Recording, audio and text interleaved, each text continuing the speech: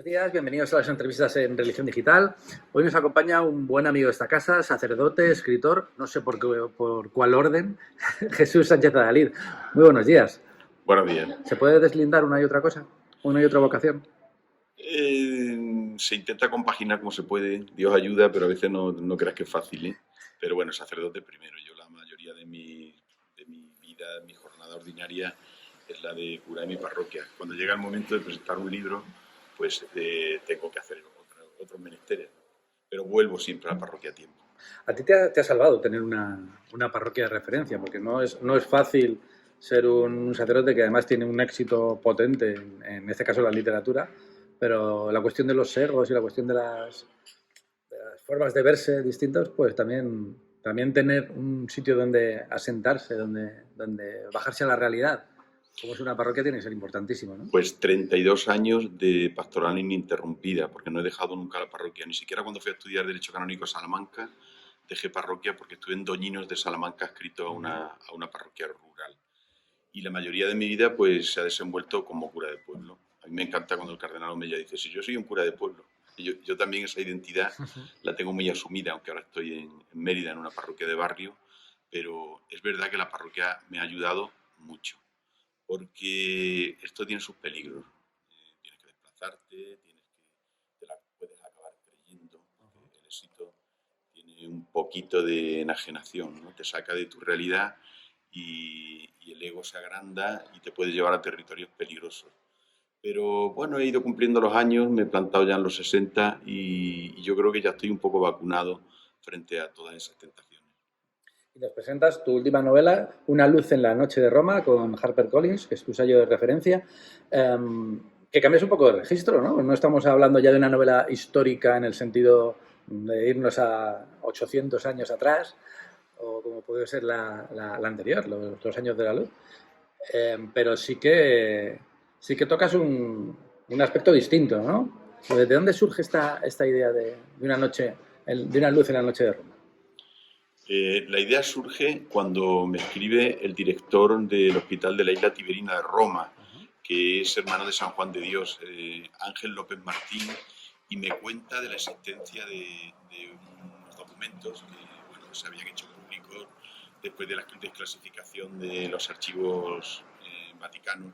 Una genialidad, por otra parte, del Papa Francisco, porque cuando una cosa permanece secreta o da la sensación de que se está ocultando algo y alimenta todas las sospechas. El Papa pensó que todo lo que hacía referencia al pontificado de Pío XII que tendría que salir a la luz para los investigadores. Y aparecen cosas preciosas como esta historia. ¿Qué pasa en la isla Tiberina? Pues en la isla Tiberina los médicos y los frailes inventaron una pandemia para poder salvar a un buen número de familias, niños y ancianos judíos después de la redada del 16 de octubre de 1943. Las tropas de Hitler toman Roma después de la caída de Mussolini y hacen lo que en el resto de las ciudades de Europa. Lo primero, acordonar el gueto y llevarse a todos los judíos, deportarlos a Auschwitz. Y en Roma es la única ciudad donde se salva la mayor parte de la comunidad hebrea, debido sobre todo a la actuación de los católicos. Conventos, colegios, congregaciones, seminarios, casas particulares, y en el propio Vaticano se ocultan 4.480 judíos que, por supuesto, salvan las vidas. Una luz en la noche de Roma es un granito de arena en la gran montaña de la acción de los católicos en aquellos momentos oscuros y terribles. Entiendo que cuando te llega esa información empiezas a bucear y a investigar y escuchar la palabra pandemia, porque además toda esta novela se va fraguando en un momento en el que también nosotros estábamos inmersos en otra pandemia. Los paralelismos resultan evidentes, ¿no? Y nosotros habíamos vivido un toque de queda, habíamos tenido que estar encerrados en casa, habíamos tenido miedo, todo esto. Y es que esta historia no es solamente la historia de lo que sucede en el hospital, sino que efectivamente, como bien dices, tuve que investigar porque necesitaba tener los testimonios de personajes reales, personas que lo hubieran vivido. No me parecía legítimo el inventarme yo todo, sino que necesitaba que me lo contaran. Y ahí es donde me encuentro con estos jóvenes, esta pareja, que son Gina y Beto, que tenían unas edades de 19 y 20 años. Que además viven un amor también prohibido, porque Un estamos amor hablando de prohibido, amor efectivamente. entre dos religiones en un momento en el que ser judío pues no era ser humano. Efectivamente, una de las pocas parejas de mixtas, ¿no? Entre judíos y ella, además de una familia nobiliaria y él un revolucionario que pertenecía a un grupo clandestino que después estaría en la resistencia. Pues ellos ya no viven, claro, han pasado 80 años, tendrían 100 años, podrían vivir, pero no viven, pero sus descendientes me lo contaron. Pero fue más difícil llegar a ellos de lo que yo pensaba, ¿Por qué? porque yo conseguí los nombres a través del Yad Vashem, que es el gran archivo de la Shoah, del Holocausto, y después la fundación de Steven Spielberg me confirmaba también los testimonios, pero los familiares no querían hablar. Eso lo cuento ahí en el prólogo, el pequeño calvario que viví intentando una y otra vez convencerlos y viendo que no me podía hacer con la historia porque no querían. ¿Y por qué no querían hablar? Porque es una historia de dolor, pero también es una historia de esperanza y de vida. Efectivamente, yo no entendía por qué no querían contarlo y les decía una y otra vez que era necesario que lo contaran, que el libro iba a llegar a muchas personas. Pero la razón que me dieron acabé entendiéndola.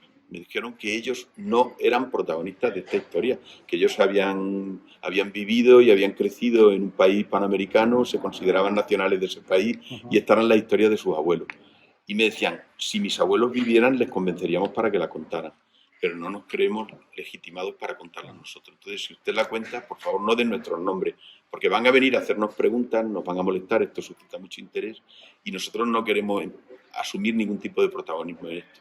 No solo ellos me habían dicho esto, sino otros más a los que intenté también llegar les pasó lo mismo.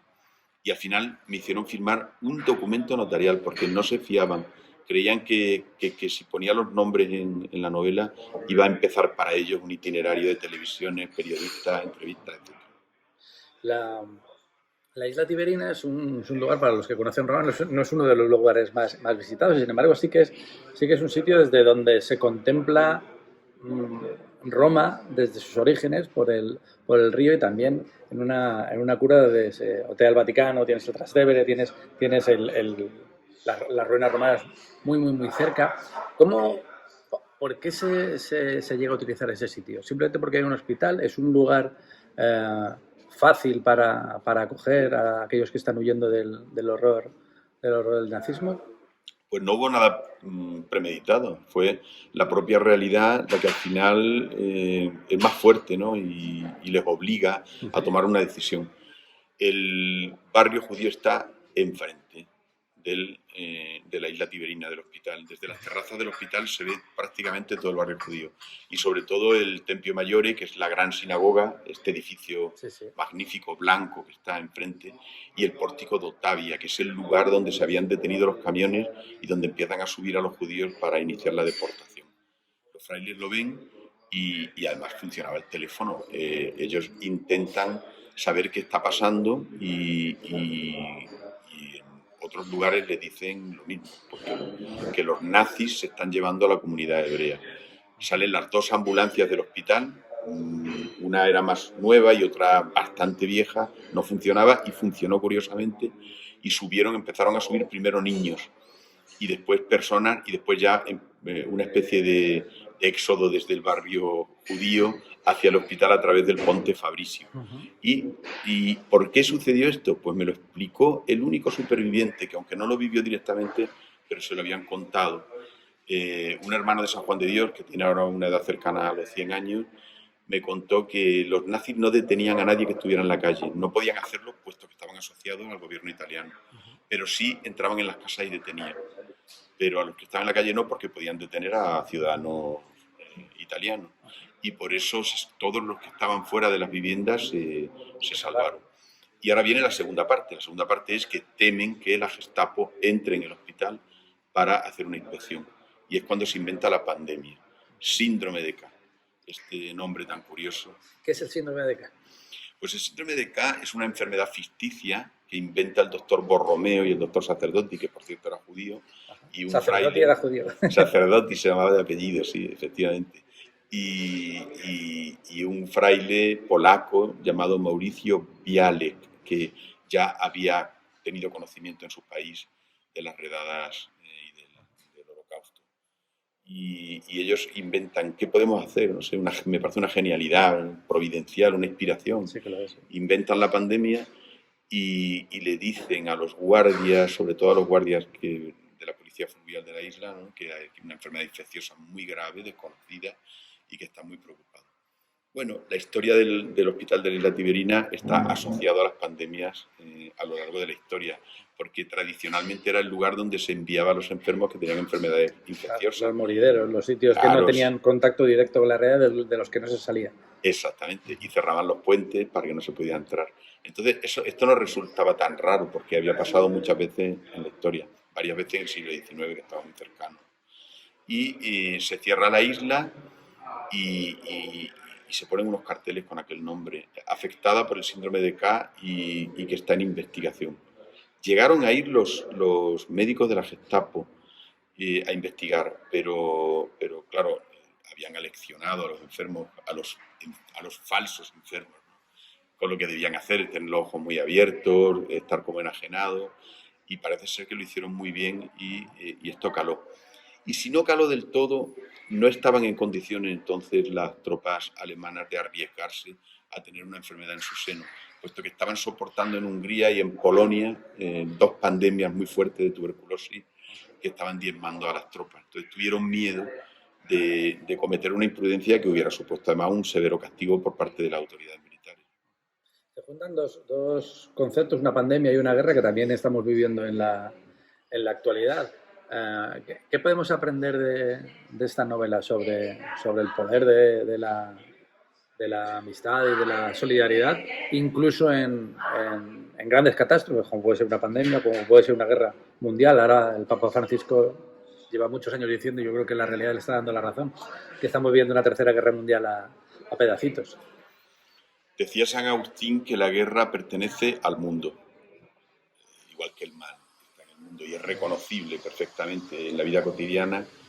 La guerra está ahí y sigue ahí. Parece mentira que en el siglo XXI, con los avances diplomáticos, con las democracias occidentales y sobre todo con lo que ya se había vivido, ¿no? Porque deberíamos aprender de los errores, estemos viviendo una guerra en el corazón de Roma, pero en el corazón de Europa, perdón. Pero sí, yo sí he aprendido al escribir esta novela. Y es que en los momentos más oscuros y más terribles resplandece lo mejor del alma humana. Igual que la guerra es una perversión y es una maldad terrible y no gana nadie, pero siempre hay personas buenas dispuestas a entregarse y a salvar a la humanidad. Decía Primo Levi, que sufrió los campos de concentración, que un ser humano que salva a otro ser humano ya ha salvado al mundo. Salvar a los otros, para salvarte a ti mismo y para salvar a todo el género humano. ¿Qué has aprendido más allá del ejemplo humano al cambiar de registro? Porque es verdad que a ti te conocemos como un autor de novela histórica de la Edad Media, vaya. Claro, el registro es distinto, por mucho que siga siendo una novela ciertamente histórica, pero estamos hablando de una época mucho más cercana, con ejemplos y paralelismos mucho más evidentes. El lenguaje también es más cercano. ¿Qué cambia? ¿Y es más difícil? ¿Es más fácil? Pues el lector habitual de Sánchez Adalid, que está acostumbrado a encontrarme en la Edad Media, en el siglo XVII, en la antigüedad, pues quizá va a vivir algo de lo que he vivido yo, ¿no? El traslado a una época más cercana, que se siente además más real, porque la conocemos a través de imágenes, a través de testimonios personales. De hecho, yo me estoy resistiendo a llamar a esta novela histórica, aunque son unos hechos que ya tienen, en fin, la catalogación de históricos, pero al haber tenido contacto con las personas que los vivieron, porque yo sí he hablado con muchos protagonistas de estos hechos, pues, y tengo testimonios muy directos y muchas imágenes, pues yo lo considero que pertenece a nuestro mundo. Nosotros somos todavía gentes del siglo XX. Es verdad. Quizá los millennials estos pues ya sean del siglo XXI, pero nosotros somos del siglo XX. Y siempre nuestra forma de ser, nuestra identidad, nuestros pensamientos estarán en el siglo XX. Y esto es el drama del siglo XX, que formará siempre parte de nuestra vida. Sí, somos herederos de ese drama, tanto en lo político como en lo eclesiástico. El Concilio Vaticano II no se puede entender sin la catástrofe de las dos guerras. Y probablemente el papado de Francisco, que sé que ha visto ha visto tu novela, que la tiene y que está leyéndola, también es un hijo de ese pasado. Y además se le nota. Yo una de las cosas que le agradezco al Papa Francisco es la insistencia en la fraternidad, porque aquello de la libertad, igualdad y fraternidad ha supuesto muchas luchas permanentes, luchas buscando la igualdad y buscando la libertad. Eso forma parte de los elementos identitarios del siglo XX. Pero, ¿y dónde está la fraternidad? El Papa nos lo ha recordado, porque la fraternidad es un elemento sustancial a la doctrina cristiana. Cristo predicó fundamentalmente que somos hijos de Dios y que somos hermanos entre nosotros. Y esto se nos ha olvidado. Sí, que la igualdad y que la libertad nos vienen del hecho de ser miembros de la misma familia humana, que es lo que dice también Francisco en Laudato Si. Efectivamente, la fraternidad es la génesis de todos los demás valores. Sin la fraternidad no vamos a ningún sitio. La fraternidad está sustanciada en el amor a los hermanos, en el amor al prójimo. Sin embargo, y sin meterte en líos, y hablando del Papa, este Papa de la fraternidad parece que no es el más querido del mundo, y especialmente incluso dentro de la propia Iglesia. Probablemente sea el Papa que más ataques ha recibido en los últimos tiempos. Pues porque ya lo profetizó el propio Jesucristo, ¿no? El mundo os odiará por mi causa. Entonces la causa de Jesús siempre genera resistencia, rechazo y odio. A veces te odian desde dentro, no tanto el mundo, sino la propia institución, o miembros de la institución, vaya. A veces todo es fruto de la inercia, de una forma de hacer las cosas, del miedo, del temor. Eso ha formado siempre parte de la Iglesia. Parece que si se dan pasos va a ser el acabose. Y es otra cosa, ¿no? Yo creo que el Papa lo que está intentando es, más que abrir la Iglesia, es abrir los corazones, abrir las almas, a que podamos mirarnos entre nosotros de otra forma. Porque Francisco no ha cambiado nada sustancialmente de la doctrina, absolutamente nada. Y da la sensación de que lo ha cambiado todo. Escucha a algunos y parece que esto ha sido eso, se acabó. Y no lo es, no lo es sin duda. Lo que se ha abierto el Papa son los archivos de esa época, que también nos sirven para ver cuál fue realmente la actuación no solo de Pío XII, sino de la Iglesia en estos años del nazismo. Tú que has tenido la oportunidad de bucear en algunos de ellos, ¿qué ideas sacas? ¿Qué conclusiones sacas? Si se pueden sacar conclusiones de ese papel. A ver, las ideologías son un caldo de cultivo peligrosísimo, porque suplantan todo, suplantan los credos, la espiritualidad. Esto creó una especie de monumento impresionante al mal, ¿no? Al mal en estado puro, que era el dominio de la conciencia de los seres humanos, y por lo tanto evitar a toda costa la libertad. Todo el mundo lo sufrió, y lo sufrió la Iglesia y lo sufrió la cúpula de la Iglesia. No era nada fácil vivir en un mundo que estaba asediado por todas partes por gentes con las conciencias absolutamente corroídas por las ideologías, muy violentas, donde la vida humana no valía nada, donde parecía que el valor más alto era la guerra, ¿no? Y todos asociados unos con otros. Entonces, la supervivencia a veces tiene más fuerza que nada, y el miedo es muy poderoso. Todo esto se conjuga para que dé la sensación de que la Iglesia hizo poco, pero la Iglesia estaba trabajando como siempre, no estaba trabajando en silencio. Y una prueba de ese trabajo son el testimonio de estas personas que se jugaron la vida, porque los nazis no se casaban con nadie, como solemos decir. Y a las pruebas nos remitimos, ¿no? Las fosas ardeatinas de la ciudad de Roma, donde asesinaron a centenares de personas dentro de unas cuevas, por nada, simplemente por ser sospechoso. Entonces, frente a todo esto tuvo que enfrentarse Pío XII. Podía haber lanzado una proclama, una condena más directa hacia esa ideología, pero es que lo habían hecho las Naciones Unidas, lo habían hecho el resto de las naciones, y no se había conseguido nada. En este tipo de situaciones, de fracasos como humanidad, las sombras son muy, muy grandes, pero también, como dice el título, resplandecen luces en mitad de la noche. Esos fueron los hermanos de San Juan de Dios, que llevaban el hospital de la isla Tiberina. Ya para terminar, ¿qué recuerdo tenemos hacia ellos? ¿O qué también es una suerte de homenaje la novela al papel que estos hermanos hicieron y siguen haciendo? No ya solo allí, sino en todo el mundo con los más desfavorecidos. Hay un español que está un poco al frente de todo, es muy protagonista, Fray Leonardo Ilundain, un navarro, que murió después en España. A mí lo que me sorprende es que luego estas vidas hayan quedado en el anonimato, sean absolutamente desconocidas, con la obra tan grande que hicieron, con la cantidad de personas que salvaron, con las cosas tan buenas que hicieron, ¿no? Aun a riesgo de las propias vidas. Esto también es un homenaje para ellos, a quienes entregan su vida por amor y son capaces de afrontar las cosas más oscuras y más horribles. Jesús Sánchez Adalid, Una luz en la noche de Roma, editado por HarperCollins. Muchísimas gracias, muchísima suerte, te leemos y te leas al Papa. ¿Qué te dijo cuando le llevaste el libro? El Papa me animó a que siguiera escribiendo y me dijo unas palabras que, bueno, que las tengo muy grabadas en mi corazón, ¿no? Que es: esto también es evangelizar. Y deberíamos hacerlo más, que hay pocos autores que se confiesen cristianos que sí que lo vivan también en la parroquia y en la literatura. Muchísimas gracias, Jesús. Muchas gracias. Ha sido un placer. Y a ustedes pues los esperamos en nuevas ediciones de las entrevistas en Religión Digital. Muy buenos días.